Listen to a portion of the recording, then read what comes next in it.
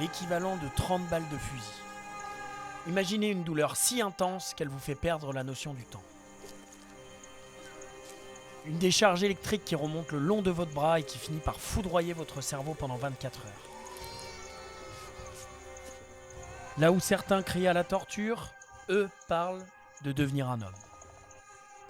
C'est le prix à payer chez eux pour ne plus avoir peur de rien. Un marché que personne ici ne serait prêt à signer, sauf eux.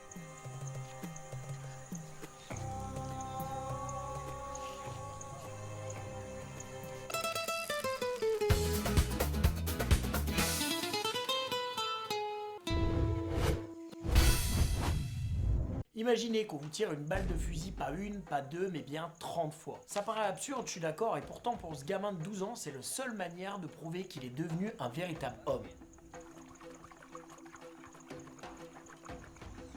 On est en Amazonie chez les Satere Mawe, et ici pas de fête d'anniversaire ou de PlayStation pour tes 12 ans, parce que le seul moyen de prouver à sa communauté qu'on est passé à l'âge adulte, c'est ce qu'on appelle la fourmi Paraponera.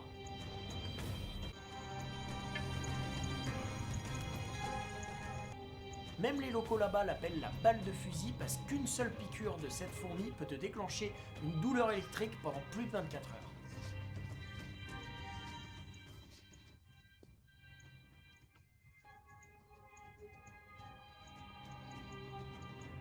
On pourrait croire qu'une seule de ces petites fourmis permet aux jeunes de 12 ans de passer de l'âge d'enfant à adulte, mais la réalité est bien pire. En fait, quand t'as 12 ans, les guerriers de ton village, ils tressent des gants où ils vont mettre des centaines de ces fourmis-là dans les gants. Et au lieu d'une piqûre, c'est des centaines de piqûres qui t'arrivent directement et qui te foudroient complètement le système nerveux. En plus de ça, le gosse doit durer environ 10 minutes avec le gant, donc il se met à danser, à chanter, à bouger un peu de partout. En fait, c'est ni une danse ni un chant, c'est bien que son système nerveux il est en train d'être foudroyé par le venin. On pourrait se dire qu'après cette tradition à l'âge de 12 ans, on est tranquille, sauf que non.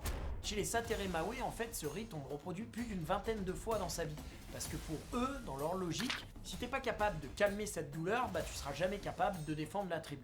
Une fois donc que t'as passé ces 10 minutes avec ces gants remplis de fourmis, alors là, c'est le début de l'horreur. Le venin se diffuse dans l'intégralité de ton corps et tu passes les prochaines 24 heures à halluciner avec de la fièvre sur un lit, t'es capoute quoi. C'est ce qu'ils appellent la connaissance par le sang. On pourrait croire que c'est du masochisme, mais en fait chez eux, tout leur environnement peut les tuer à chaque seconde. Donc la pire maladie chez eux, c'est pas vraiment le venin, en fait c'est la fragilité. Alors je sais que rien n'est comparable, mais il vaut mieux souffrir 24 heures pour devenir invincible dans son environnement ou passer toute une vie à trembler par peur de souffrir. Et après tout, n'oubliez pas qu'on est toujours le con de quelqu'un.